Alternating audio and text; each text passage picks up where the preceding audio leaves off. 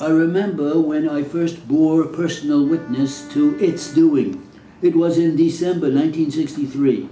Lyndon Johnson had been president but a few short weeks. At that time, I was actually living on the third floor of the White House until my family arrived. The president said to me on a Sunday morning, "Call Dick Russell and ask him if he would come by for coffee with you and me." Senator Richard Brevard Russell of Georgia was the single most influential and honored figure in the Senate. His prestige towered over all others in those years before the dialogue turned sour and mean. When, in 1952, the Senate Democratic leader's post fell open, the other senators turned immediately to Russell, imploring him to take the job. "No," said Russell. "Let's make Lyndon Johnson our leader. He'll do just fine." So at the age of 44, just 4 years in his first Senate term, LBJ became the youngest ever Democratic leader and in a short time the greatest parliamentary commander in Senate history.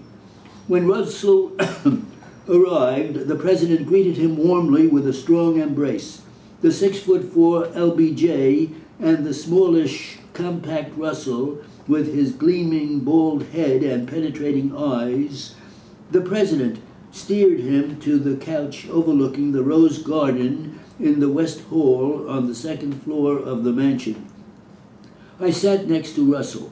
The president was in his wing chair, his knees almost touching Russell's, so close did they sit. The president drew even closer and said in an even voice, "Dick, I love you and I owe you. If it had not been for you, I would not have been leader or vice president and now president. But I wanted to tell you face to face, please don't get in my way on this civil rights bill, which has been locked up in the Senate too damn long. I intend to pass this bill, Dick. I will not cavil. I will not hesitate. And if you get in my way, I'll run you down." Russell sat mutely for a moment, impassive, his face a mask. Then he spoke in the rolling accents of his Georgia countryside. "Well, Mr. President, you may just do that, but I pledge you that if you do, it will not only cost you the election, it will cost you the South forever." President Johnson, in all the later years in which I knew him so intimately, never made me prouder than he did that Sunday morning so long, long ago. He touched Russell lightly on the shoulder, an affectionate gesture of one loving friend to another. He spoke softly, almost tenderly, "Dick, my old friend,